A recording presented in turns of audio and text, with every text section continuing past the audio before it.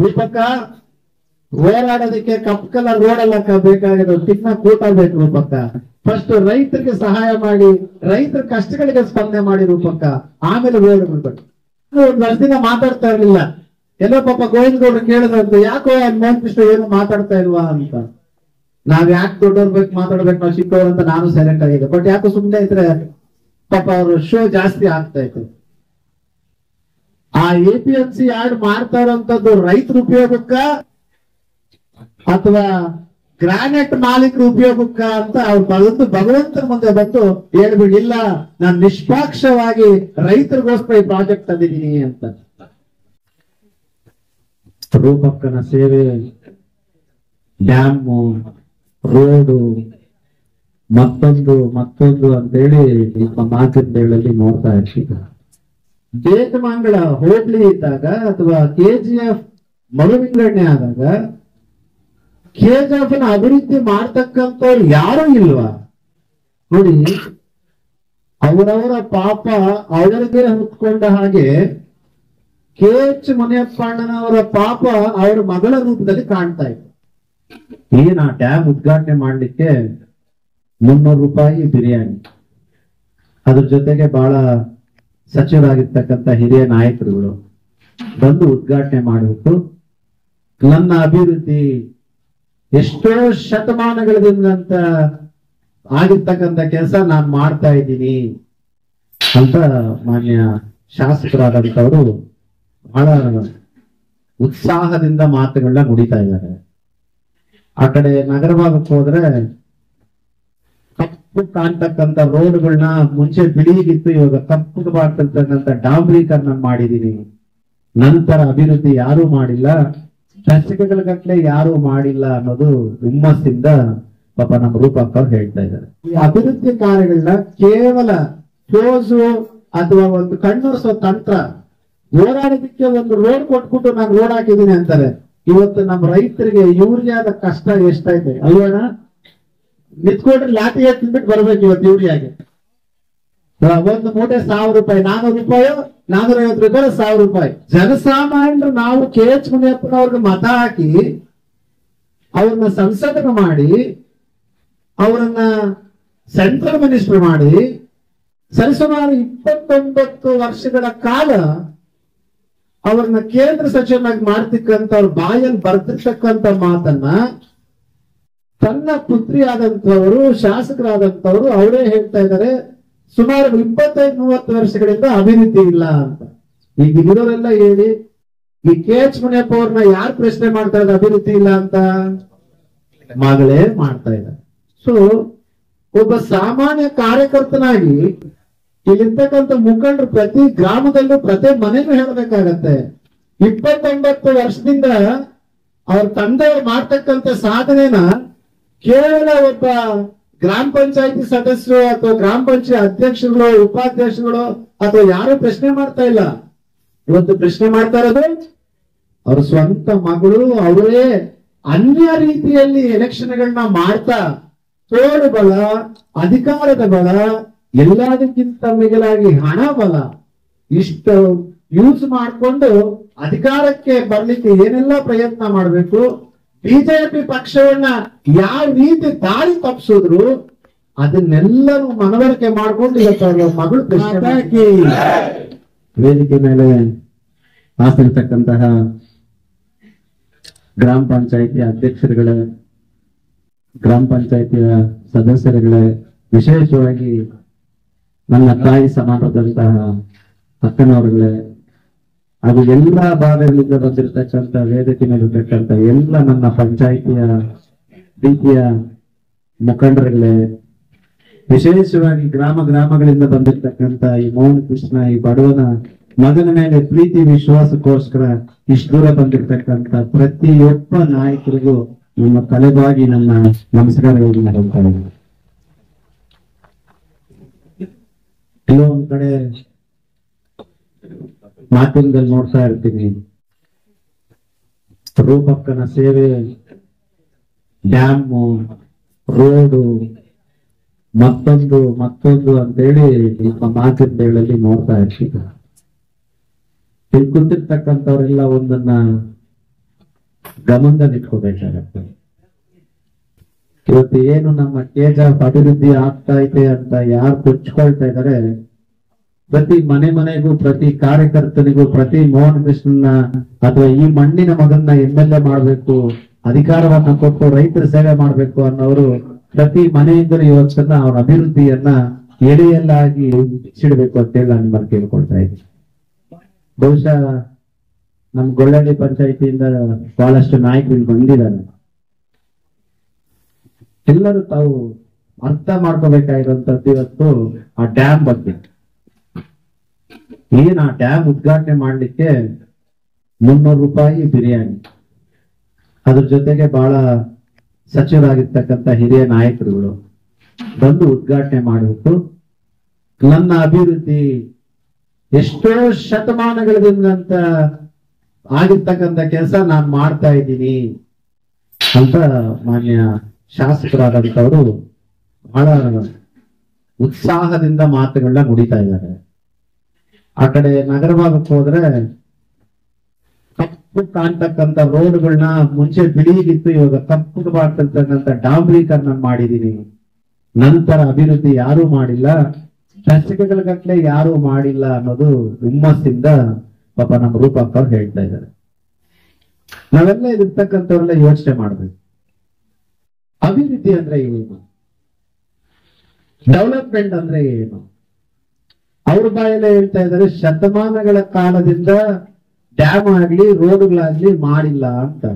ಇಲ್ಲಿ ಬಹಳ ಮಾಧ್ಯಮದವರು ಬಂದಿದ್ದಾರೆ ಕೆಲವರು, ಅವರೇ ಹೇಳ್ತಿರ್ತಕ್ಕಂಥ ಶತಮಾನಗಳಿಂದ ನಾವು ಈ ಡ್ಯಾಮ್ ಮಾಡಿಲ್ಲ, ನಾನು ಮಾಡಿದ್ದೀನಿ ಅಂತ. ನಾನು ರೂಪಕ್ ಅವರಿಗೆ ನೇರವಾಗಿ ಪ್ರಶ್ನೆ ಕೇಳ್ತಾ ಇದ್ದೀನಿ, ನೀವು ಕೇಳಿ. ಅಲ್ಲಿ ನಮ್ಮೂರಿನಲ್ಲಿ ಯಾರಾದ್ರೂ ರೂಪಕ್ಕನ ಪರ ಡ್ಯಾಮ್ ಕಟ್ಟೋದು ರೋಡ್ ಹಾಕೋದು ಅಂತಂದ್ರೆ ಅವ್ರಿಗೂ ನೀವು ಪ್ರಶ್ನೆ ಮಾಡಿ, ಒಳ್ಳೆ ರೀತಿಯಲ್ಲಿ ಪ್ರಶ್ನೆ ಮಾಡೋಣ. ನಮ್ಮ ಹಕ್ಕನ್ನ ನಾವು ಪ್ರಶ್ನೆ ಮಾಡೋಣ. ನಮಗ್ ಬಂದಿರ್ತಕ್ಕಂಥ ಡಾಕ್ಟರ್ ಬಾಬಾ ಸಾಹೇಬ್ ಅಂಬೇಡ್ಕರ್ ಸಂವಿಧಾನದ ಹಕ್ಕಲ್ಲಿ ನಾವು ಪ್ರಶ್ನೆ ಮಾಡೋಣ.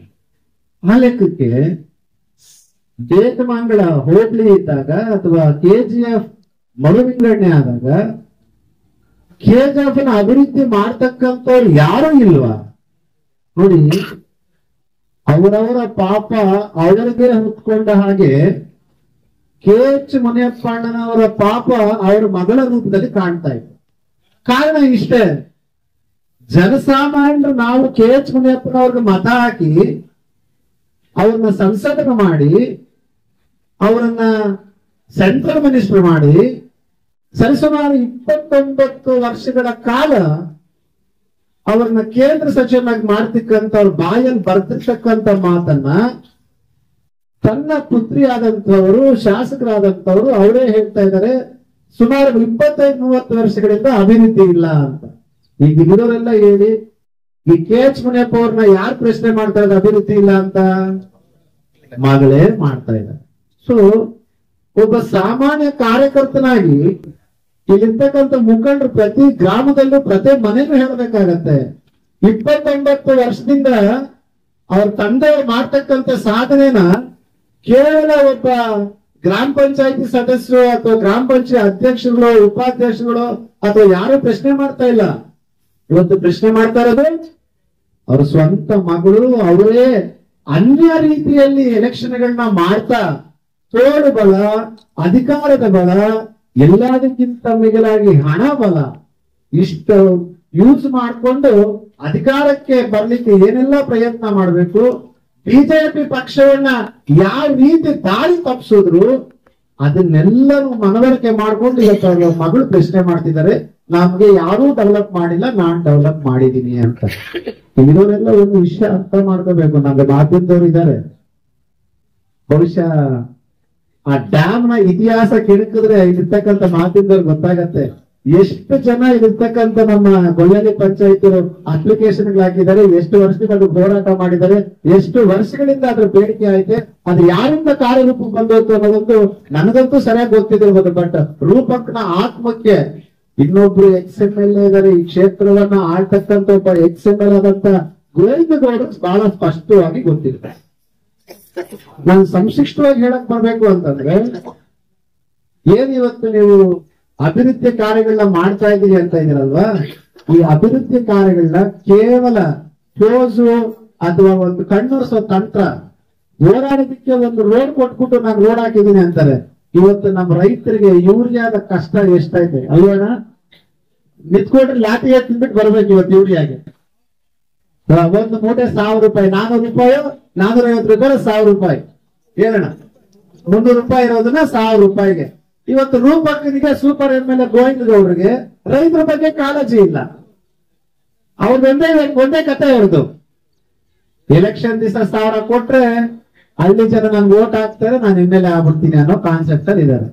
ಅದ್ರ ಪಕ್ಕ ಹೋರಾಡೋದಕ್ಕೆ ಕಪ್ ಕಲರ್ ರೋಡ್ ಎಲ್ಲ ಬೇಕಾಗಿರೋ ಟಿಕ್ನ ಕೂಟ ಬೇಕು ರೂಪಕ್ಕ. ಫಸ್ಟ್ ರೈತರಿಗೆ ಸಹಾಯ ಮಾಡಿ, ರೈತರ ಕಷ್ಟಗಳಿಗೆ ಸ್ಪಂದನೆ ಮಾಡಿ ರೂಪಕ್ಕ, ಆಮೇಲೆ ರೋಡ್ ಬಿಡ್ಬೇಕು. ಅದೆಲ್ಲ ಬಿಟ್ಟು ಹೊಸ ಡ್ರಾಮಾ ಸ್ಟಾರ್ಟ್ ಆಗ್ಬಿಟ್ಟೈತೆ. ನಾನು ಒಂದ್ ವರ್ಷದಿಂದ ಮಾತಾಡ್ತಾ ಇರ್ಲಿಲ್ಲ.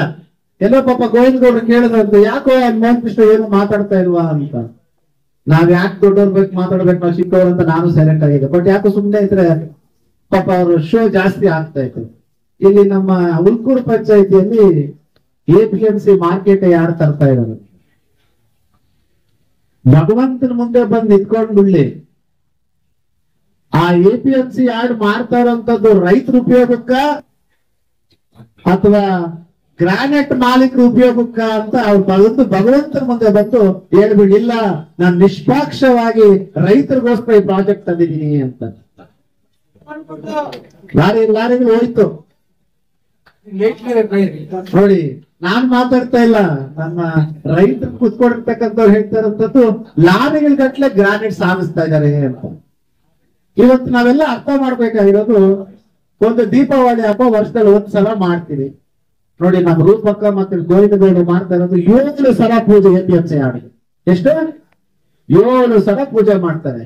ಒಂದು ಪೂಜೆ ಮಾಡಿದಾಗ ಒಂದು ಕಣ್ಣೂರ್ಸೋದು, ಒಂದು 10 ಲಾರಿ ಕಳ್ಸ್ಕೊಡೋದು. ಇನ್ನೊಂದು ಪೂಜೆ ಮಾಡೋದು ದೃಷ್ಟಿ ಆಗೈತೆ ಅನ್ನೋದು, ಇನ್ನೊಬ್ಬ ಕಾಂಟ್ರಾಕ್ಟ್ ಯಾರನ್ನ ಕರ್ಕೊಳ್ಳೋದು, ಕಲ್ಲೆತ್ಸಿ ಕಳಿಸ್ಕೊಡೋದು. ಇವತ್ತು ಇದೆಲ್ಲ ಅರ್ಥ ಮಾಡ್ಕೋಬೇಕು. ನಾವು ಹೇಳ್ಬೇಕಾಗಿರೋದು ಬರೀ ರೋಡ್ ಎಂದು ಹಾಕಿದ್ರೆ ಡೆವಲಪ್ಮೆಂಟ್ ಅಲ್ಲ. ನೀವೇ ನಿಮ್ ಬಾಯಾರ ಹೇಳ್ತಾ ಇದ್ರ 25-30 ವರ್ಷದ ಡೆವಲಪ್ಮೆಂಟ್ ಮಾಡಿಲ್ಲ ಅಂತ. ನೀವೇ ನಿಮ್ಮ ಅಪ್ಪನವ್ರು ಮಾಡ್ತಕ್ಕಂಥ ಕಾರ್ಯವನ್ನ, ನಿಮ್ಮ ತಂದೆಯವ್ರು ಮಾಡ್ತಕ್ಕಂಥ ಒಂದು ಹೀನಾಯ ಅಭಿವೃದ್ಧಿಯನ್ನು ಒಪ್ಕೊಳ್ತಾ ಇದ್ದೀರಾ. ಇವತ್ತು ಎಲ್ಲರೂ ಕೇಳಿ ನಾವು ಪ್ರಶ್ನೆ ಮಾಡ್ಬೇಕಾಗಿಷ್ಟೇ, 1 ರೋಡ್ 2 ರೋಡ್ ಹಾಕ್ಬಿಡೋದಲ್ಲ, ನಮ್ಮ ರೈತರಿಗೆ ಸ್ಪಂದನೆ ಮಾಡ್ಬೇಕು. ರೈತರಿಗೆ ಯೂರಿಯಾ ಐತೆ, ಎಲ್ಲಾ ಬಹಳಷ್ಟು ದೊಡ್ಡ ಪ್ರಮುಖವಾದಂತ ಸಾಧನೆ ರೂಪಕ್ಕ ಅವ್ರಿಗೂ ಗೋವಿಂದಗೌಡರಿಗೆ ನೋಡಿ. ಎಲ್ಲ ನನ್ನ ಹೆಣ್ಮಕ್ಳು ಕೂತಿದ್ದಾರೆ, ನನ್ನ ತಾಯಿಯನ್ನು. ಇವತ್ತು ಗೋವಿಂದಗೌಡರನ್ನ ಮತ್ತೆ ರೂಪಕ್ಕ ಎಲ್ಲರೂ ಪ್ರಶ್ನೆ ಮಾಡ್ಬೇಕು. ಹೆಣ್ಣು ಮಕ್ಳಿಂದ ಲೋನ್ ಬಂದಾಗ 1 ಲಕ್ಷ ಲೋನ್ ಕೊಡ್ತೀನಿ ಅಂತ ಲೋನ್ ಕೊಟ್ಟು ಓಟ್ ಹಾಕ್ಸ್ಕೊಂಡ್ರಲ್ಲ, ಇವತ್ತು ಸರಿಸುಮಾರು 2.5 ವರ್ಷ ಆಯ್ತು. ಹೆಣ್ಣು ಮಕ್ಳು ಕಣ್ಣೊರ್ಸಂತ ತಂತ್ರ ಎಲ್ಲೋ ಇತ್ತು. ಎಲ್ಲಿ 1 ಲಕ್ಷ ಕೊಡ್ತೀನಿ ಪ್ರತಿ ಹೆಣ್ಣು ಮಕ್ಳ ಸಂಘಕ್ಕೆ ಅಂದ್ರಿ, ಎಲ್ಲಿ 1 ಲಕ್ಷ? ಇದರಲ್ಲಿ ಬಹಳಷ್ಟು ಅವ್ಯವಹಾರಗಳು ಕೂಡವೆ. ಒಂದು ಸ್ವಸಹಾಯ ಸಂಘದವರು 1.25 ಲಕ್ಷ ಇದ್ರೆ ಅದರಲ್ಲಿ ಬರ್ತಕ್ಕಂಥ ಬಡ್ಡಿ XYZ ಎಲ್ಲ ಯಾರಿಗೋ ಅಕೌಂಟ್ಗೆ ಹೋಗುತ್ತೆ. ನಿಮ್ಗೆಲ್ಲ ಗೊತ್ತಿರ್ಬೋದು. ಮೊನ್ನೆ ಗೋವಿಂದಗೌಡರ ಮೇಲೆ ಸುಮಾರು FIR ಆಗತ್ತೆ. ನಾನು ಹೇಳ್ತಾ ಇಲ್ಲ, ಇಲ್ಲಿರ್ತಕ್ಕಂಥ ಮಾಧ್ಯಮದಲ್ಲಿ ತೋರಿಸಿದ್ದಾರೆ, ತೆಲುಗಲ್ಲಿ ಹೇಳ್ತಾರೆ, అగ్గులే అంటే పగొస్తుంది అంట కదేమన్నా తప్పు చేయదని అయిపోయింది ఎఫ్ఐఆర్ అయిపోయినా గోవిందగౌడ. మేమేమన్నా మాట్లాడితే అంత ఏం రావుంది చిన్న చిన్నోళ్ళు అంటాడు. ఆ అమ్మ కరెక్ట్ గా మాట్లాడాల్సి ఎవరంటే వాళ్ళు రూపాకు ఒకరే. రూపాకు మాట్లాడితే కరెక్ట్. కాంగ్రెస్ కార్యకర్తలు కాంగ్రెస్ లీడర్లు ఎవరైనా ఎప్పుడు క్వశ్చన్ చేస్తే ಇವನೆತ್ತು ಆಚೆ ಕಳಿಸ್ರು ಅಂತೀರಾ, ಎಲ್ಲಿದ್ದೀರಾ ಸ್ವಾಮಿಗಳೇ? ಇವತ್ತು ನನ್ನ ಹೆಣ್ಣು ಮಕ್ಕಳಿಗೆ ನಗರ ಭಾಗದಲ್ಲಿರ್ಬೋದು ಅಥವಾ ರೂರಲ್ ಭಾಗದಲ್ಲಿರ್ಬೋದು, ಗ್ರಾಮೀಣ ಭಾಗದಲ್ಲಿರ್ಬೋದು, ನೀವು ಮಾತು ಕೊಟ್ಟು ಓಟ್ ಹಾಕ್ಸ್ಕೊಂಡ್ರಲ್ಲ, ಮತ್ತೆ 1 ಲಕ್ಷ ಕೊಡ್ತೀನಿ ಅಂತ. ಯಾಕೆ ಕೊಟ್ಟಿಲ್ಲ 1 ಲಕ್ಷ? ಯಾರಕ್ಕೊಂದು ದುಡ್ಡು ಅಂತ ಅವರು ಕೊಟ್ಟಿರ್ತಂತ ಅಕೌಂಟ್ ಅಲ್ಲಿ ಅಲ್ಲೇ ಉಳಿಸ್ಕೊಂಡಿದ್ದೀರಾ? ನಿಮ್ಗೇನಾದ್ರೂ ಸ್ವಲ್ಪನಾದ್ರೂ ಹೆಣ್ಣು ಮಕ್ಕಳು ನೀವು ಮಾತಿಗೆ ಮುಂಚೆ ರೂಪಾಂತರ ಬಂದು ಸೆರಗು ಸಾಚಿಬಿಟ್ಟು ನಿಮ್ಮ ಹೆಣ್ಣು ಮಗಳನ್ನ ಆಶೀರ್ವಾದ ಮಾಡಿ ಅಂತ ಸೆರಗು ಸಾಸ್ತೀರಾ? ಇವತ್ತು ನಾನು KGF ಹೆಣ್ಣು ಮಕ್ಕಳ ಪರವಾಗಿ, ಎಲ್ಲರ ಪರವಾಗಿ ನಾನು ನನ್ನ ಟವಲ್ ಹಾಕಿ ನಿಮ್ಮಲ್ಲಿ ಭಿಕ್ಷೆ ಬೇಡ್ಕೊಳ್ತಾ ಇದ್ದೀನಿ. ನನ್ನ ಹೆಣ್ಣು ಮಕ್ಕಳು ಕೊಟ್ಟಿರ್ತಕ್ಕಂಥ ಭರವಸೆನಾ, ನನ್ನ ತಾಯಂದಿರಿಗೆ ಕೊಟ್ಟಿರ್ತಕ್ಕಂಥ ಭರವಸೆನಾ, ನನ್ನ ಅಕ್ಕಂದರಿಗೆ ನನ್ನ ತಂಗಿಯರಿಗೆ ಕೊಟ್ಟಿರ್ತಕ್ಕಂಥ ಭರವಸೆಯನ್ನ ನಾನು ನಿಮ್ಮನ್ನ ಅಂಗಲಾಚಿ ಕೇಳ್ಕೊಳ್ತಾ ಇದ್ದೀನಿ. ಕೂಡಲೇ ಅವ್ರು ಕೊಡ್ಬೇಕಾಗಿರ್ತಕ್ಕಂಥದ್ದು ನೀವು ಕೊಟ್ಟಿರ್ತಕ್ಕಂಥ ಮಾತು ಇರ್ತಲ್ಲ, ಅದ್ರ ಪರವಾಗಿ ಅವರಿಗೆ ಸಂಘಗಳಿಗೆ ಸಹಾಯ ಮಾಡಿ ಅಂತ ನೀವು ಮತ ಹಾಕೊಳ್ಳುವಾಗ ಸೆರಗಾಗಿ ಭಿಕ್ಷೆ ಬೇಡಿದ್ರಿ. ನಾನಿವಾಗ ಮತ ಹಾಕಿದ್ಮೇಲೆ ನೀವು ಕೊಟ್ಟಿರ್ತಕ್ಕಂಥ ಮಾತು ನಡ್ಸ್ಕೊಳ್ಳಿ ಅಂತ ನಾನು ಟವಲ್ ಹಾಕಿ ಅಂಗಲ್ ಹಾಚ್ಕೊಳ್ತಾ ಇದ್ದೀನಿ ರೂಪಕ್ಕ. ನಿಮ್ಗೆ ಏನಾದ್ರೂ ಹೆಣ್ಣು ಮಕ್ಕಳ ಮೇಲೆ ಸ್ವಲ್ಪ ಆದ್ರೂ ನೀವ್ ಹೇಳ್ತಿರಲ್ಲ, ನಾನೂ ಒಂದ್ ಹೆಣ್ಣು ಮಗುನೇ, ನನ್ಗೆ ಯಾಕೆ ಇಷ್ಟು ಕಷ್ಟ ಕೊಡ್ತೀರಂತ ಮೊಸಳೆ ಕಣ್ಣೀರ್ ಹಾಕ್ತಿರಲ್ಲ, ನಿಜವಾಗ್ಲೂ ಅದು ಕಣ್ಣಲ್ಲಿ ನೀರಂದ್ರೆ ಈ ತಿಂಗಳಿಂದಲೇ ತಾವು ಸ್ವಸಹಾಯ ಸಂಘಗಳಿಗೆ, ಸ್ತ್ರೀ ಶಕ್ತಿ ಸಂಘಗಳಿಗೆ, ಅದಕ್ಕೂ ನಿಮ್ಮನ್ನೇ ದೇವರು ಅಂತ ನಿಮ್ಮ ಹೆಸರಿಟ್ಕೊಂಡಿದ್ದಾರೆ ತಮ್ಮ ಸಂಘಗಳಿಗೆ, ರೂಪಕ್ಕ ಸಂಘ ಅಂತ. ರೂಪಕ್ಕ ನೀನ್ ನಿಜವಾಗ್ಲೂ ಆ ಹೆಣ್ಣು ಮಕ್ಕಳ ಕಣ್ಣೊರೆಸ್ಬೇಕು, ಆ ಹೆಣ್ಣು ಮಕ್ಕಳ ಕಷ್ಟ ಕೊಡಬಾರ್ದು ಅಂದ್ರೆ ದಯಮಾಡಿ ಅವ್ರು ಕೊಟ್ಟಿರ್ತಕ್ಕಂಥ ಮಾತು ನಡ್ಸ್ಕೊಂತ ನಾನು ನಿನ್ನ ಭಿಕ್ಷೆ ಬಿಡ್ತಾ ಇದ್ದೀನಿ ರೂಪಕ್ಕ. ಅದೆಲ್ಲದಕ್ಕಿಂತ ಮುಗಿಲಾಗಿ ಇವತ್ತು ಒಂದು ಬಾರಿ ದುರಂತದ ಎರಡು ಘಟನೆಗಳನ್ನ ನೆನೆಸ್ಕೋಬೇಕು. ಪ್ರತಿಯೊಬ್ಬರು ಇಲ್ಲಿರೋರೆಲ್ಲ ಸಿಪಾಯಿಗಳಾಗಿ ನಮ್ಮ ಅಕ್ಕವ್ರು ಹೇಳ್ತಾ ಇದ್ರು, ಸ್ವಸಹಾಯ ಸಂಘ ಅಥವಾ ಸ್ತ್ರೀ ಶಕ್ತಿ ಸಂಘದಲ್ಲಿ ಲೋನ್ ತಗೊಂಡು ಅವ್ರು ತೀರ್ಕೊಂಡ್ರೆ ಅಂದ್ರೆ ಇಂಗ್ಲಿಷ್ ಅಲ್ಲಿ ಡೆತ್ ಆದ್ರೆ, ಮರಣ ಹೊಂದಿದ್ರೆ, ಆ ಒಂದು ಕ್ಯಾಸ್ಟ್ ಸರ್ಟಿಫಿಕೇಟ್ ಇದ್ರೆ ಯಾರೂ ಲೋನ್ ಕಟ್ಟುವಂತ ನೆಸೆಸರಿ ಇಲ್ಲ.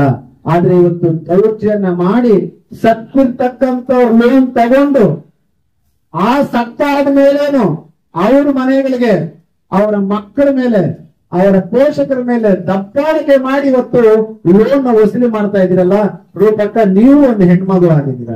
ನೀವು ಅವ್ರ ಸ್ಥಾನದಲ್ಲಿ ಸ್ವಲ್ಪ ಯೋಚನೆ ಮಾಡಿ. ಆ ಹೆಣ್ಮಗು ತಾಯಿನ ಕಳ್ಕೊಂಡಿರ್ತಾಳೆ, ತಂದೆನ್ ಕಳ್ಕೊಂಡಿರ್ತಾಳೆ, ಗಂಡನ್ ಕಳ್ಕೊಂಡಿರ್ತಾಳೆ.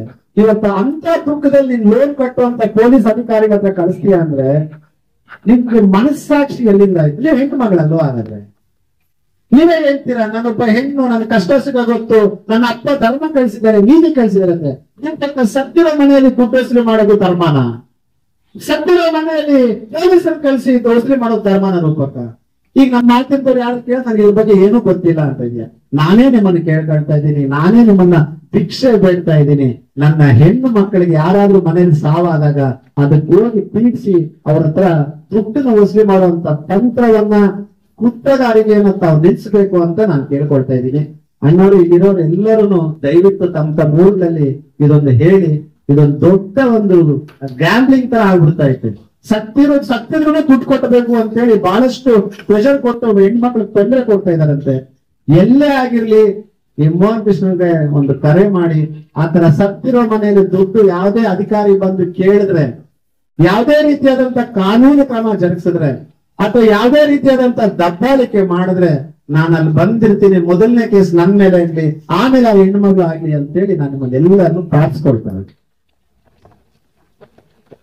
ಇವತ್ತು ಬಹಳಷ್ಟು ಜನಕ್ಕೆ ಗೊತ್ತಿಲ್ಲ ಈ ವಿಷಯಗಳು. ಇವತ್ತು ನಾಳೆ ಬೇರೆಯೊಬ್ಬರಲ್ಲಿ ಆಗೋದು, ನಾಳೆ ನಮ್ಮೂರಲ್ಲೂ ಆಗ್ಬೋದು.